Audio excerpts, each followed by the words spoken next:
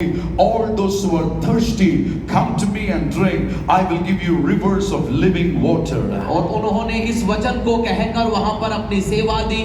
पर्व के अंतिम दिन यीशु ने खड़े होकर सब लोगों को देखकर कहा कि आप जो भी प्यासे हो, हम मेरे पास में आओ और आपके अंदर से जीवन के जल की नदियां बहेंगी। As the word was ministered, the Holy Spirit was stirring up a deep hunger, a passion, and a thirst in all of our lives, seeking more of Jesus, more of the Holy Spirit, more of revival and fire anointing in our lives. और जैसे वो वचन बोला जा रहा था, हमारे अंदर एक ऐसी प्यास और पवित्र आत्मा की एक ऐसी जिज्ञासा हमारे अंदर उत्पन्न होने लगी कि हमें और पवित्र आत्मा चाहिए, और बेदारी की आवश्यकता है। वो प्यास हम में जगने लगी। As the hunger just came out, Pastor Rayson couldn't minister anymore. और जब एक ऐसी प्रतीक्षा वहां जग उठी, परमेश्वर के दास पास्टर रेसन सेवा नहीं कर पा रहे। In our church, we started feeling an immense presence, a high level of God's glory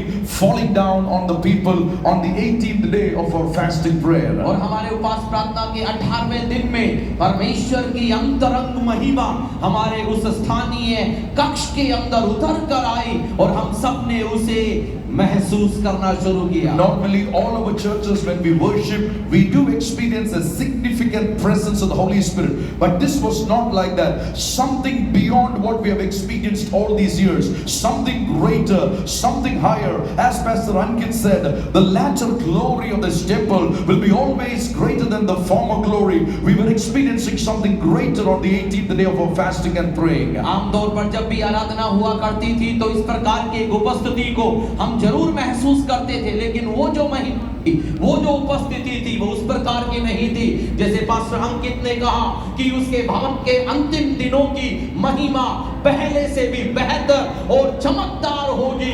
हमने उसी उपस्थिति को हमारे बीच में महसूस किया। Come on, if you believe it, please speak in tongues, say an amen and receive it for the nation of India and the churches in India. यदि आप